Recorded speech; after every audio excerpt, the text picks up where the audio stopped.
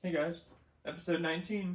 So, what I've been working on is just trying to get everything done that I need to before I can start the Jeep and start the break-in process. So, as you can see, I'm about to put coolant in, so that's coming next. But I got the power steering hooked up and got some fluid bled through there. I just took a short, just a short belt. I don't know if I have it laying around here, and then just ran it on a drill because like my power steering lines, some of them come kind of uphill to the cooler, so trying to get some fluid through there so that on startup I don't have a bunch of different things to run around and try and do right after I get it running. So just trying to make things a little bit simpler since I need to start it, get it up to about 1800, and then let it run there to break in the cam. And I don't want to have too many other things to worry about. So I got that, and then we've got all of this is hooked up now. I've just got to add the breather lines once I get the air box in, and then still got to connect the battery, and then go through checking all the electrical stuff. So we'll do that this episode, and then our next episode we will be starting the Jeep. So we're very close. So anyway, I'll show you some of the other stuff that I have done, and then we'll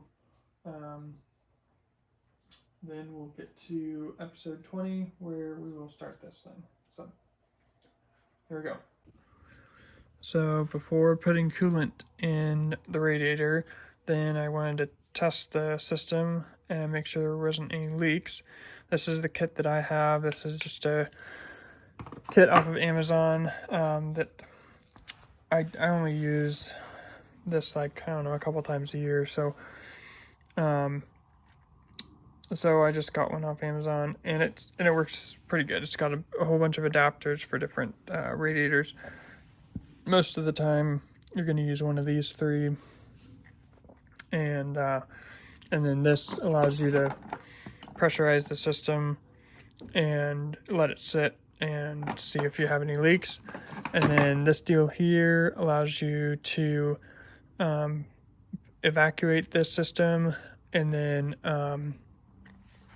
using this tube, can put it into a bucket of coolant and then open the valve and let vacuum suck coolant into the system, and kind of helps with getting the air pockets eliminated.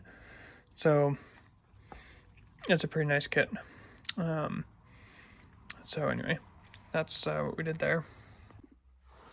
Okay, here in the interior, then this is that double din cover that you can buy to upgrade to a double din radio. And so we got that in, we got the radio in. There's harnesses that I showed you guys, I think last episode. I plugged those in. They're really nice, just plug in kit. And then now I've just got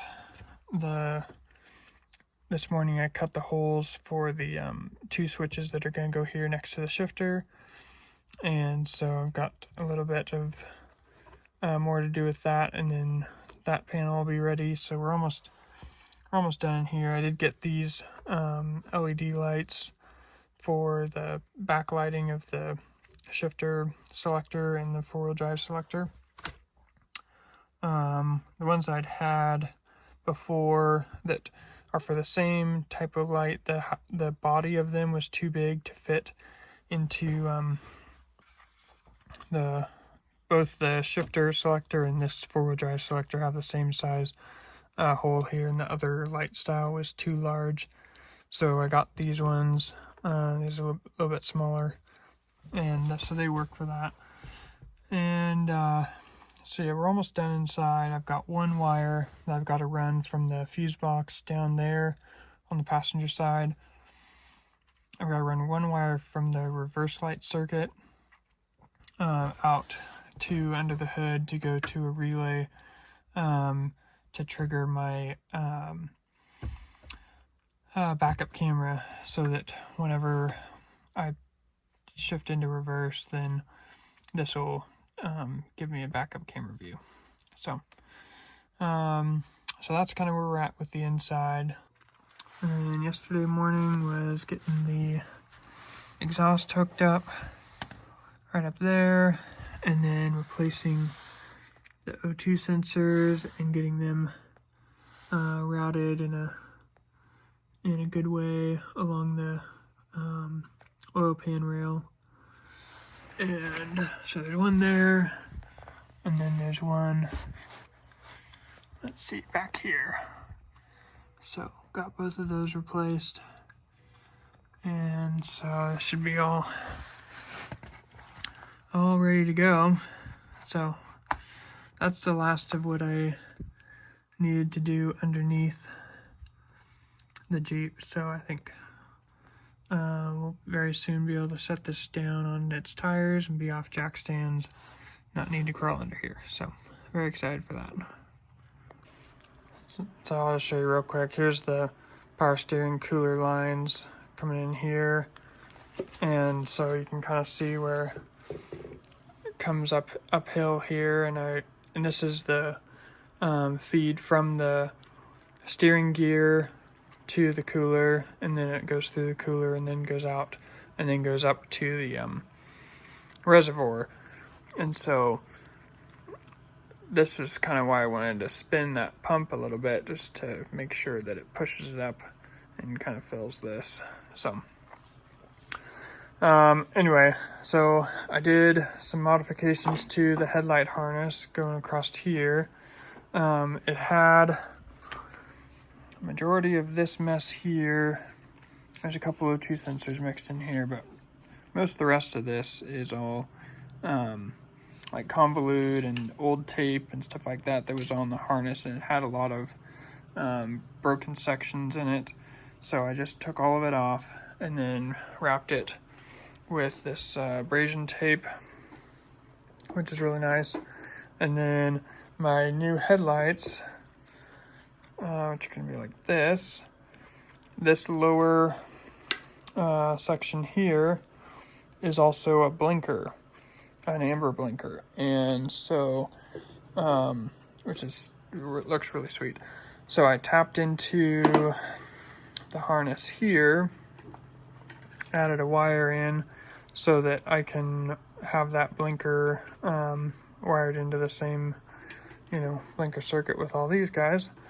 And so I got to do that same deal on the other side, and then that'll be done. And I'll just put a connector on there and connect it into the yellow wire here. The white one is for if you have a daytime running light, then this lower part you can have it come on and it'll be white, but then with the blinker it'll be amber. So it'd be kind of cool, and it'd probably take a little figuring out with some diodes, but to have it so that when I turn on my markers, this would come on amber with the markers, but then I could still have it switch, maybe like with a relay and some diodes, I could have it switch and be a blinker when I had blinkers on. So I don't know, it'd be kind of cool. Keep it amber for both colors, or for both modes, but we'll see.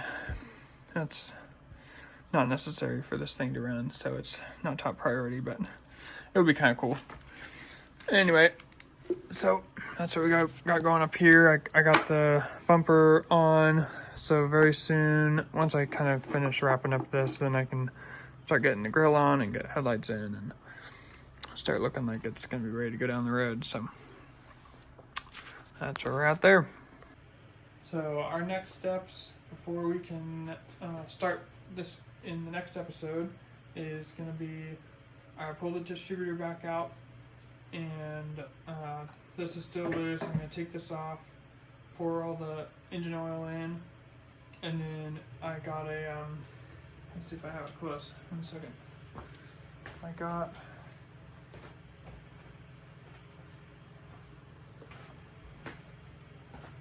This is the break-in oil that I'll be using, and I'll run this for like the first 400 miles.